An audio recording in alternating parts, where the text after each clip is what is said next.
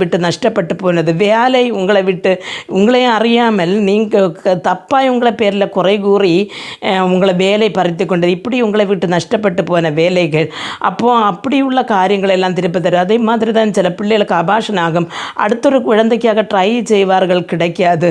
ஆண்டவர் இன்னியாவது என் குடும்பத்தை கட்டுவாரா என்று எதிர்பார்த்திருக்கிற பிள்ளைகள், அருமையான தேவனுடைய பிள்ளைகளை, அதே மாதிரி தான் திருமணம் முடிஞ்சு டைவர்ஸ் ஆகிட்டு நான் தனிமையாக இருக்கிறேன், எனக்கு இனி அடுத்தொரு திருமணம் நடந்து வருமா, என் குடும்பம் கட்டப்படுமா என்று ஏங்கி தவிக்கிறவர்கள், இப்படி ஏராளம் மக்கள் நம்முடைய சுற்றும் கண்ணீரிலும் கவலையிலுமாய் இருக்கும் பொழுது கர்த்தர் என்ன சொல்லுகிறார்? இந்த யாக்கோபோடு இருந்த தேவன் நம்மோடும் கூட இருப்பார்.